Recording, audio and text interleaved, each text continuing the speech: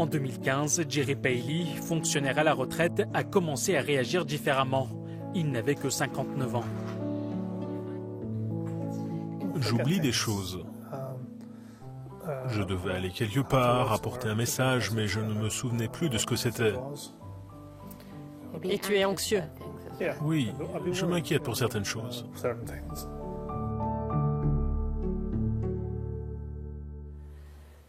Elle pourrait vous en dire plus. Oui,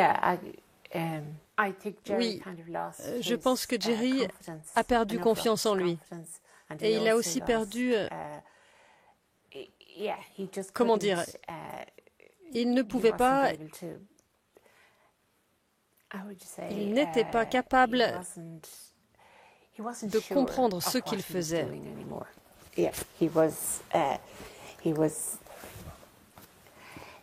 Il commettait de grossières erreurs. Il était incapable de faire des choses très simples. Jerry a été diagnostiqué atteint de la maladie d'Alzheimer, soit la forme la plus courante de démence. Il n'existe à ce jour aucun traitement capable de guérir cette maladie. Quant aux médicaments disponibles en Europe, ils ne peuvent qu'aider à traiter les symptômes. Les médicaments m'aident beaucoup. Et puis, je marche tout le temps avec mon chien. Je sors tous les jours. L'exercice physique me fait du bien.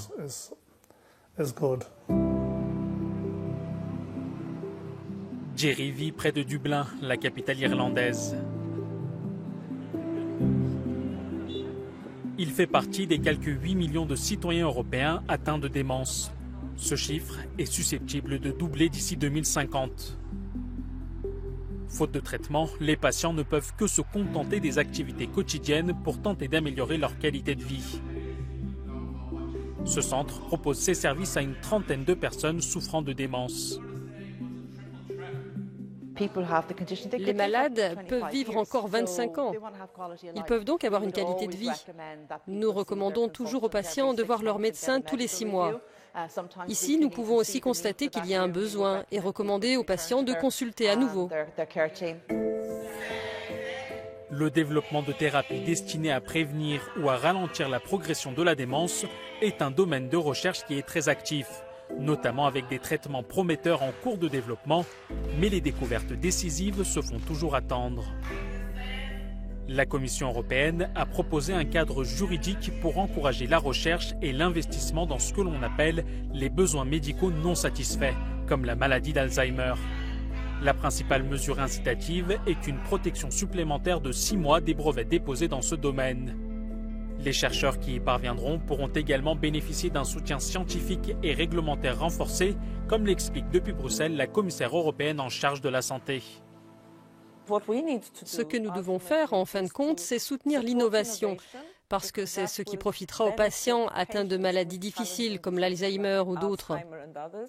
Et il faut s'assurer que de nouveaux médicaments soient développés en permanence. Selon la Commission européenne et des experts, une fois les médicaments développés, l'Union européenne doit également veiller à ce que tous les patients puissent y avoir accès. Cela ne sert à rien d'avoir ces avancées qui, espérons-le, arriveront bientôt si nos systèmes de santé en Irlande et dans toute l'Europe ne sont pas prêts. En effet, ces médicaments seront très chers pour les patients. Nous devons donc réfléchir à la manière dont nous allons les rembourser et à la façon dont nous allons préparer les systèmes de santé. Et ce travail doit commencer dès maintenant. Jerry et Nuala espèrent simplement que cette initiative portera ses fruits. J'ai le sentiment que nous devons travailler un peu plus dur sur ce sujet, parce que c'est un gros problème. La recherche pour avoir des médicaments coûte très cher. Et pour sauver des gens.